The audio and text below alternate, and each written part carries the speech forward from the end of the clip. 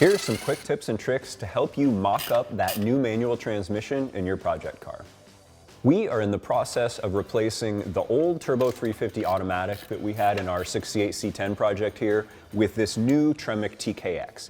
And what we need to determine here is how or even if this transmission is going to fit in our truck. Obviously, 68 C10s never came with a transmission that was shaped like this.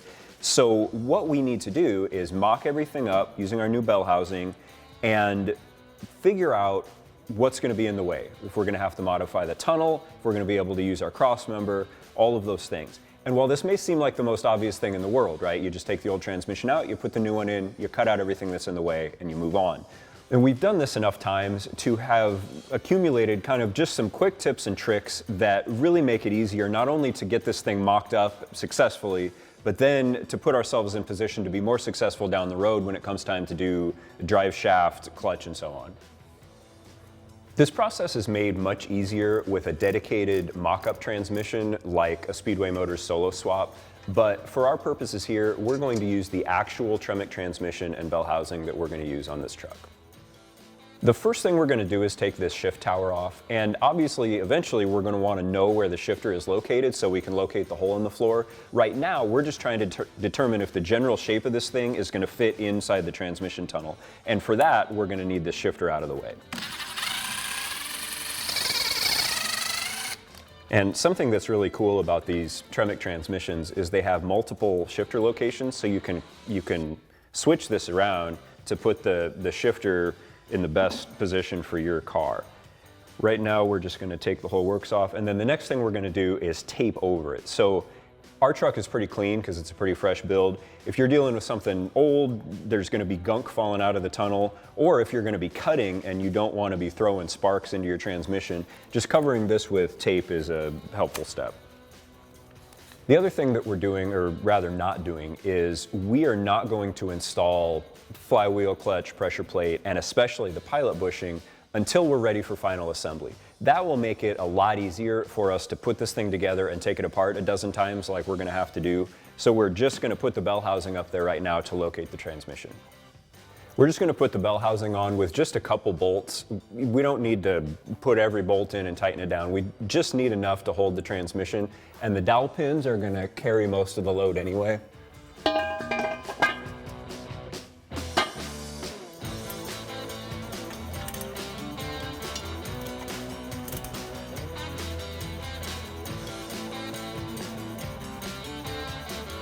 Another part of this process that you need to consider is coming up with a way to support the back of the engine.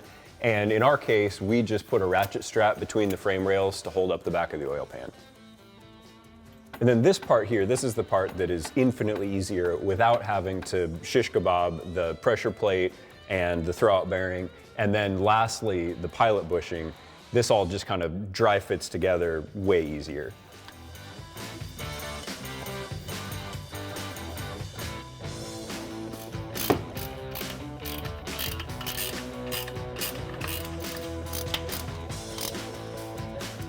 All right, now we're looking great so far. Obviously this all clears up here to the tunnel, but the back of the engine is dropped clear down.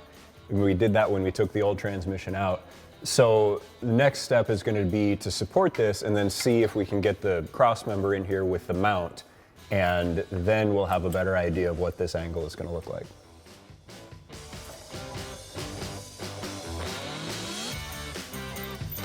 All right, now amazingly, with all of this kind of situated in here, we're still looking good to the floor, which frankly we weren't expecting. This angle looks a lot more reasonable, a lot more like the way we're going to want it when we actually run it. The real test here is going to be to install the crossmember, bolt it to the mount, and make sure that everything still fits. We're using this Speedway Motors TorqLink C10 Crossmember. And what's really cool about this is the crossmember that we had in the truck with the Turbo 350, and there's so much adjustability built into this thing that now with this TREMEC in here, we're able to just slide it back, and it also seems to work really well with this TREMEC. And as kind of an added bonus, these boxing plates have the holes offset, so we will mock this up on the highest setting. And if that puts us too tight to the floor or puts puts us with an angle that we're not happy with, then we can just flip it around and it will drop the tail, it will change our pinion angle, and it will also give us more clearance to the floor.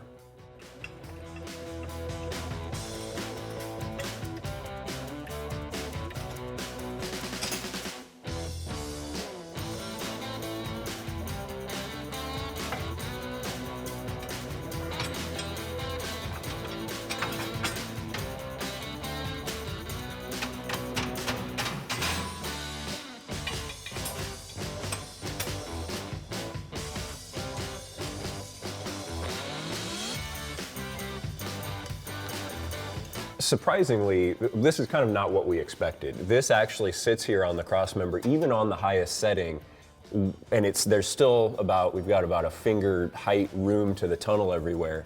That is the cool thing about these TKX transmissions, is that they tend to fit under these older tunnels better.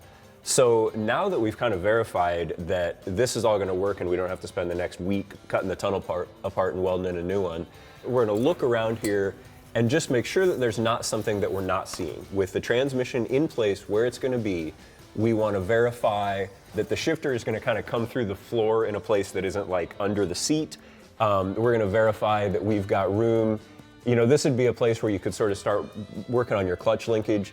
In our case, we're using a hydraulic throwout bearing, so we're just going to make sure we got room for the lines to go up to the master cylinder, and just kind of generally inspect everything with this in place and make sure, you know, again, there aren't going to be any surprises when we move on.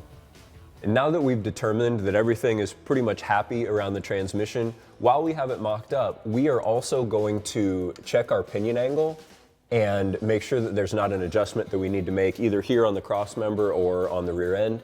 And once we've done that, we're also going to go ahead and measure for our drive shaft so we can get that on order. All right, we have pretty much determined all we can with our transmission mocked up. So our next step will be to move on to final assembly, install the flywheel, clutch, pilot bushing, all of that stuff, and do so knowing that we have verified everything that we can so that there aren't going to be any surprises.